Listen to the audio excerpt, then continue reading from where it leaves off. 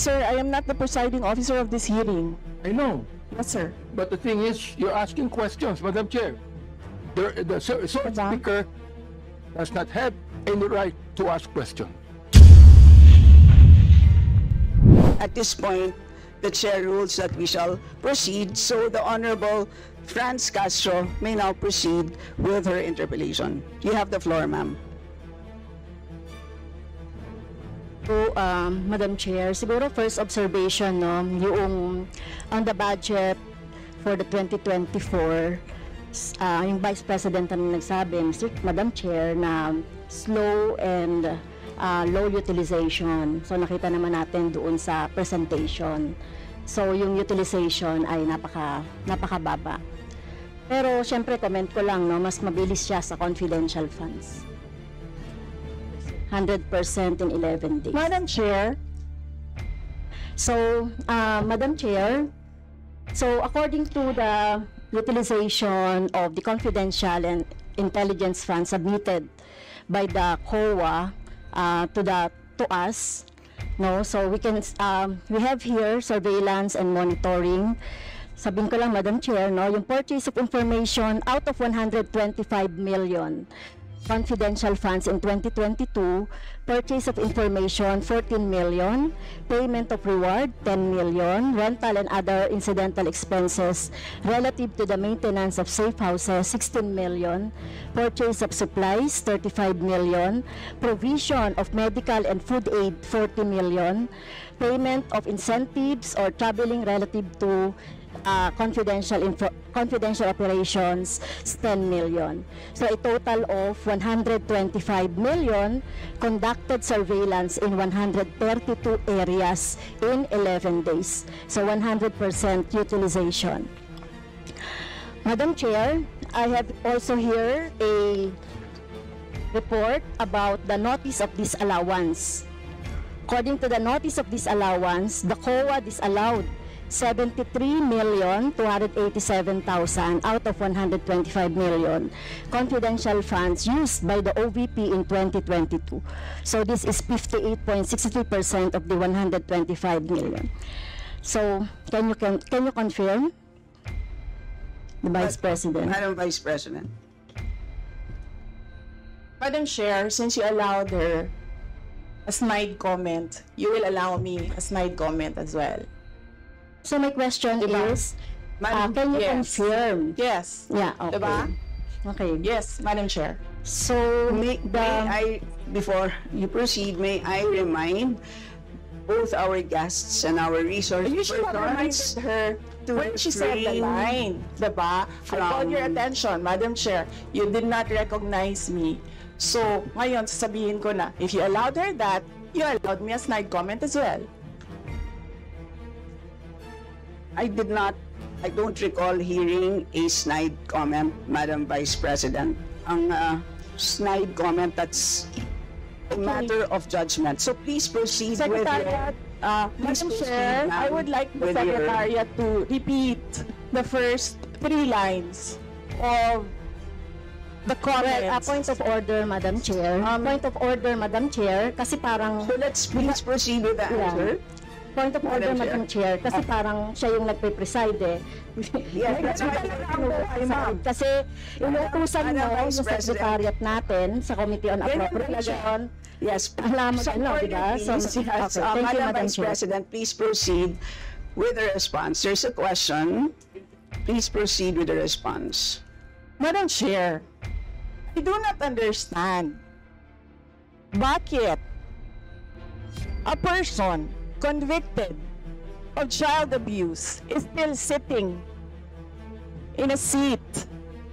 Point of The order, House of ito yung sinasabi Representatives. natin na dinadivert ang usapan sa ating budget hearing. Kung nagawa po niya yan sa Senado, Madam Chair, dapat hindi natin yan pahintulutan dito sa Kamara. You allowed her a snide comment and then you will not allow Please wait a to be snide recognized. comment? Excuse me, our members and our guests. warned you. Please wait Don't go to this rabbit hole. Please wait to be acknowledged before you speak. Okay, so at this point, Honorable Manuel. Madam Chair, again, it's another point of order kasi kapag may mga deliberation tayo, we should stick to the topic. Hindi pwede, Madam Chair, na dinadivert natin yung usapan para hindi natin sagutin yung tanong ng mga mambabatas natin. This is actually the best opportunity, formal proceedings, nakikita po ng publiko para malaman anong sagot ng Vice Presidente. So hindi po natin napapayagan ang ganong mga argumento na hindi naman tumutumbok dun sa topic natin. So, Okay, Madam Vice Chair, President, there's I a will make this question. easy for you. Please make Sige, ma'am. your responses direct to the point. Sige, ma'am. I will make this easy for you. What rules are we using for this budget hearing? We have our rules Yes, ma'am. adopted by the Committee on Appropriations. Right, okay. We searched for that rule. So, we only found the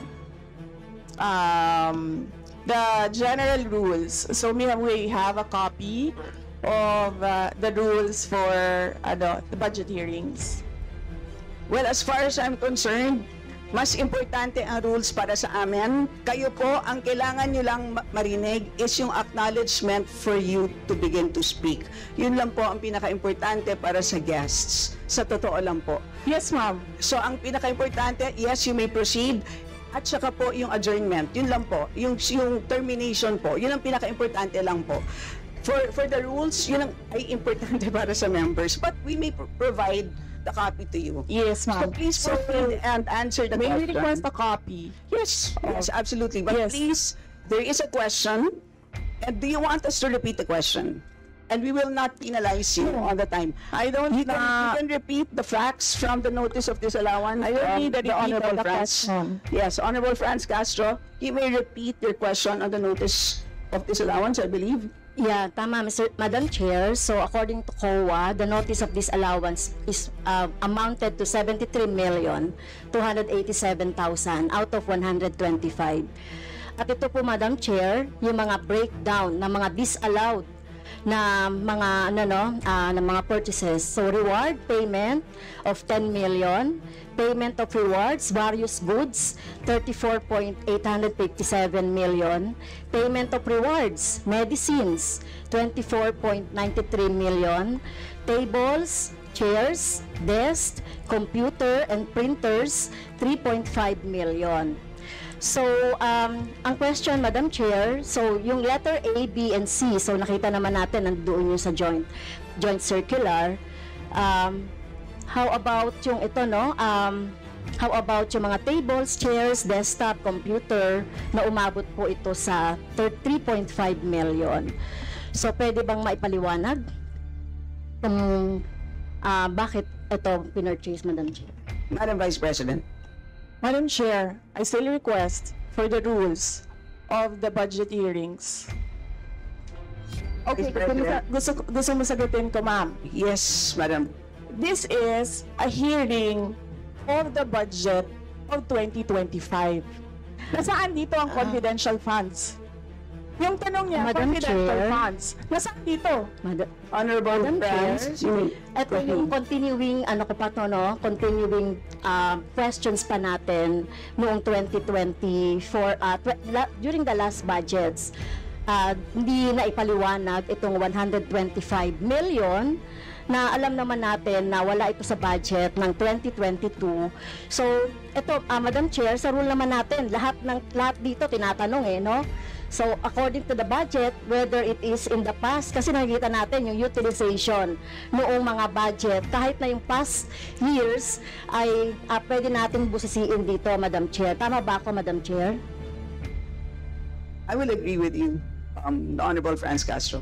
You may proceed, Yes, Madam ma'am. Vice President. Yun yung sagot ko, ma'am. Nasaan ang topic natin dito at ang pinasubmit ninyo sa amin is the budget proposal of 2025.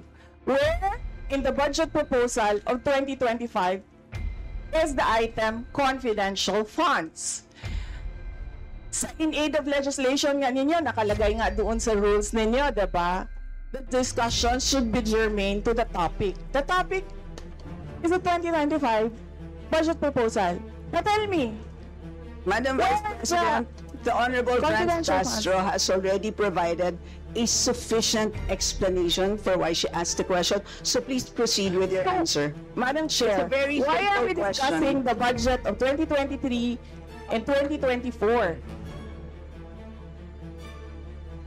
Honorable Franz Castro. So kung ayaw niya sagutin, Madam Chair, so let me go through na lang with my question kasi related naman ito. Remember, Madam Chair, pinestyon natin ito noong last year at yung 125 million na ito ay hindi ito maipaliwanag, no? Dahil nga confidential no? Nagtago sa word na confidential.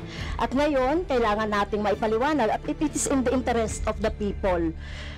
Yung 125 million na ito, Madam Chair, kaya kailangan ito na mabusisi at kailangan ito maipaliwanag ng OVP. Kaya hindi tayo pwedeng questionin ng mga rules, questionin ng mga topic, etc. Dahil related din naman talaga ito sa budget, Madam Chair.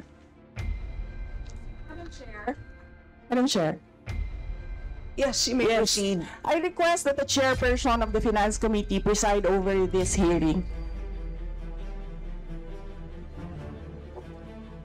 Madam Vice President, with due respect, you are not allowed to do that, Madam Vice President. You are not allowed to introduce any motion. You are a research person this hearing, Madam President. I did not move, ma'am. I requested as your resource person, I requested So that the your request chairperson is of the denied, committee. Madam Vice President. Just please answer the question. The issue on confidential funds falls squarely within our discussion of your 2025 budget. Narinig mo yung sinabi niya, ma'am? Narinig mo yung please proceed. nakikinig ka sa kanya kanina? Absolutely. Walang rules dito. Please proceed and answer the question. It's a very simple question. Di ba? Please explain the specific spending on those items that she enumerated, amounting to a total of, Honorable Franz, do you want to Amounting repeat to a that? total of 73.287 million.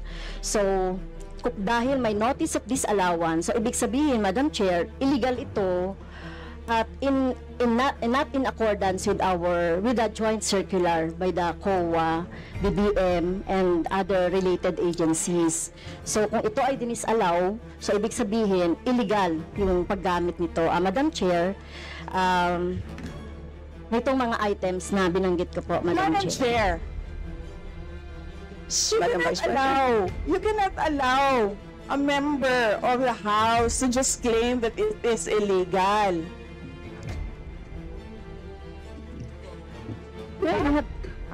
That is a notice of disallowance. That is a procedure inside the Commission on Audit. Hindi sa upuan niya. Honorable Franz. Okay, thank you, Madam Chair. So, thank you for the explanation, Vice President. Okay, next. According to accomplishment report of OVP, it spent 10 million for payment of reward. So, Madam Chair, in 11 days, ilang tao kaya at magkano kada tao ang reward? In fact, COA disallowed the whole amount spent by OVP for payment of reward. Hindi ba, Madam Chair, questionable ito? Madam Chair, the invitation letter that we received from the House of Representatives. Dear Vice President Duterte, the House Committee on Appropriations will hold briefings, hearings on the budget proposals of various departments, agencies, and corporations relative to the fiscal year 2025 National Expenditure Program as the basis of the fiscal year 2025 General Appropriations Bill. Nasaan? Sa presentation ko kanina, ang haba. Ang confidential funds. Honorable Franz Castro.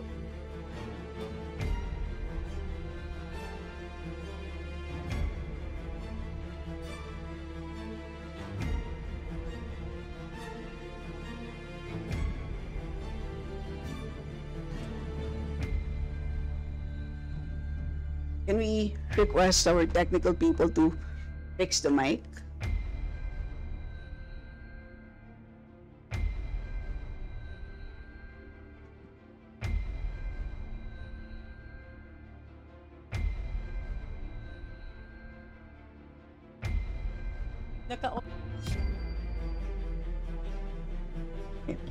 Can everybody check their mics and make sure that they're switched off para maka-switch on yung si Franz?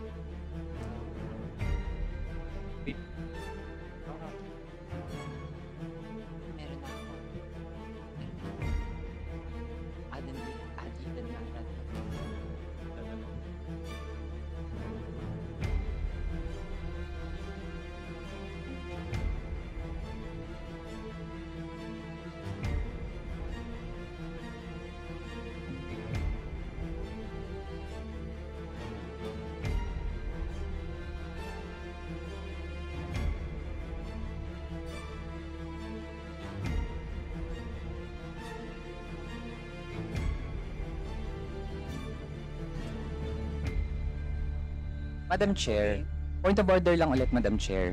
Kasi kailangan lang nating ma-establish. I would assume hindi naman po pinanganak kahapon ng ating resource person. Practice po natin sa Madam House Chair, that is a polite remark. na para po tayo ay makapagtalakay ng budget na pinopropose para sa susunod na fiscal year. Chine-check natin paano din gumagastos yung mga ahensya even in the current year and in the past year. Also, Madam Chair, Section 162, Rulings as Precedents, rulings on questions raised by members shall form part of the parliamentary practice of the House. At practice po natin since time immemorial na hindi lang po ang proposed budget yung tinatalakay. Kasi yung performance ay dapat bahagi din ng discussion. Yun lang, Madam Chair. Noted. Honorable Franz, could you kindly check if your mic works? Okay, thank you, Madam Chair. So yun po, no, yung sinasabi natin kanina, yung payment ng reward, the resource person can answer this. Questionable, tingin ko ay questionable ito. Okay? So, next, according to the accomplishment report, isa sa pinaggamitan ng OVP ng confidential funds ay yung provision of medical and food aid. This is not allowed under the Joint Circular number 2015-01 dahil kailan pa naging confidential fund ang pagbibigay ng ayuda, or kung ito naman ay ginamit sa mga ginamit na tao o informant in 11 days. So paano kaya ginamit itong 40 million na ito, no, para sa medical and food aid in 11 days, Madam Chair? So yun yung tanong ko. Kung hindi ito ginamit doon sa mga aids, medical aid or food aid, pero paano kaya, Madam Chair, ginamit itong 40 million na ito as a medical and food aid ng ilang tao in 11 days? So yun po yung tanong natin, Madam Chair. Madam Vice President. Madam Chair, the subject of this hearing is the OVP 2025 budget proposal. We do not have an item of confidential funds in the OVP budget proposal. Honorable Franz. So, may continue, Madam Chair. Isa sa bumubukol na confidential fund ng OVP noong 2022 ay nasabi ko na, Madam Chair, yung medical and food aid at saka yung mga purchase of supplies. According to the accomplishment report, the OVP spent 40 million for medical and food aid in 11 days. So, ang ibig sabihin nito, Madam Chair, konting math, pumapatak na 3.64 million kada araw ang gastos, no, para sa food and medical aid. So hindi natin maintindihan, Madam Chair, paano ito ginastos in 11 days, no? 3.64 million kada araw dito sa item na ito. Madam Vice Do you want to President. comment? Madam Vice President. I did not call you, ma'am. It was Representative Arroyo who called you. The chair would like to remind both the resource persons and the members to please wait to be acknowledged before you speak. Yes, ma'am. So, Tinawag you mo mean, ako. yes, For what, ma'am? to respond. So any comment, Madam Chair, dun sa sinabi natin based dun sa accomplishment report. So kung gagamitan natin ng konting math, 3.64 million kada araw ang gastos para sa medical and food for 11 days. For how many people ba ito?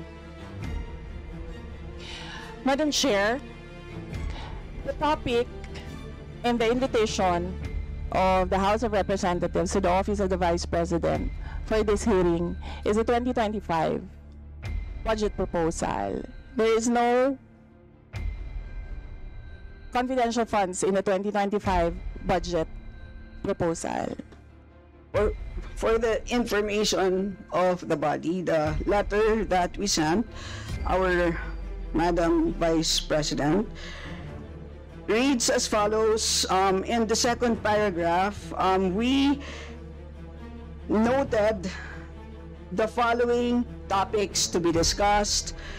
Item number 3 is comparative budget allocation and utilization rate from fiscal year 2019 to 2023. That's item number 3. So I can provide you copies of the letter. So clearly, confidential funds spent in 2022 falls squarely within that. So, yes, Honorable Francie, may proceed. Yes, Madam Chair. So mukhang hindi na tayo sasagutin ng hindi na ako sasagutin ng ating Vice President. So sa bawat sagot kasi na ganyan ng ating Vice President, for the record, since ayaw magpaliwanag ang VP, so ibig sabihin nito, yung paggastos ng 125 million ay na pera ng taong bayan ay hindi maipaliwanag. So, yun lang, Madam Chair. Kaya hinihiling natin sa Vice President o OVP na kailangan na maipaliwanag itong mga sinasabing item dito. Anyway, Madam Chair, sa kanila naman nanggaling yung utilization of confidential and intelligence fund. And of course, ito lang naman ang hawak ko din dito, yung notice of disallowance. Kaya gusto talaga nating maintindihan, Madam Chair, kung ang notice of disallowance ay, so syempre, papaliwanag pa nila yan, kung paano, di ba? So, kailangan malaman din ng taong bayan na sila yung nagbibigay ng pondo para sa operations ng OVP at lahat ng mga agency. At kailangan yung maipaliwanag. So, hindi pwede yung ganyan na yung tactics na ganyan na parang parang sorry for the pusit, na kapag nasusukol na ang pusit ay nagaano ng maitim na tinta. So ayaw natin ng ganun, Madam Chair, kasi yung atin namang pinag-uusapan dito ay budget. No? So wag naman mag-ugaling pusit ang Office of the Vice President. Madam Chair, may I point of information only, Madam Chair? May I? Madam Chair. No, sorry, wait. Before you, I'd like to, before we proceed to the next person on the list, I believe that our former President, Gloria Macapagal-Arroyo, would like to interject. Observation made in relation to the point of order, because in the beginning, it was settled that the issue would be the 2025 budget. And in all our hearings, to what I recall, when we want to question something about performance, we question the 2024 budget, not the 2023 budget. What is being questioned now is the 2023 budget, which was discussed very extensively last year. And that is the reason why the House removed the confidential funds. So that issue has already been, to my mind, for purposes of the budget hearing, laid to rest. So that's my observation, Madam Chair. We know that, Madam former President, but of course we know that yung pompondo ng 2023 ay of course pwede pa rin maging continuing appropriation hanggang 2024. So in the same way, 2022 pwede maging continuing pa rin 2023. At alam din po natin, last year pinagdebatihan po natin ng matindi itong 2022 confidential funds. And in fact, we left a homework for the COA. Sinabi natin sa kanila na kailangan nilang tapusin ang audit by November, I believe mid-November of last year. And since then, hindi na natin alam kung ano nangyari. So that's the reason for why tinatalakay natin ito. And it's a big amount of money. I believe we owe it to the people to understand what happened. Of course, tinanggal na natin noong 2024. Gusto natin malaman, tama ba yung ginawa natin? Kasi baka naman nagkamali tayo. So, I think it's worth assessing what we did in 2024 in order to know what to do in 2025. So with that, let's proceed with our next Madam Chair, interview. may I? Is this just a point of order? Not a point of order, but We will I'm only, just we will, you may wish want to to be a be, rejoinder of what you may our wish to be, unless it's a point of order, you may wish to be listed. I can put you here, sir. parliamentary inquiry, Madam Chair. Yes, you may Parliamentary inquiry. proceed. May I ask if the resource person is required to answer a question that is related to a commission on audit notice of disallowance when she already said she's not going to answer. Also, the notice of disallowance is addressed to the office of the Vice President. And just to make it clear, a notice of disallowance is not a judgment. It is a request. It is an order from the Commission on Audit for the particular office to explain what are the particulars. At saka hindi na yan legislation side. That is already on the accountability side in the budget cycle. So, my parliamentary inquiry, Madam Chair, is that nagsabi na nga siya na hindi siya sasagot, and it is related to the COA notice of disallowance. And just to add, sinabi na rin ni former President, it was thoroughly discussed in the previous year. In fact, tinanggal sa budget ng 2024 yung confidential fund. And we know that there's a pending case on that also. To discuss that further might somehow prejudice or be biased whatsoever. So, yun lang po, Madam Chair.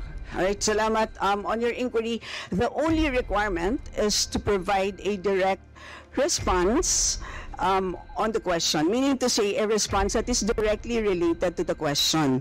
Meaning to say, kung may question at ayaw nyo pong sagutin nyo ng diretsahan na hindi po ako sasagot dun sa tanong.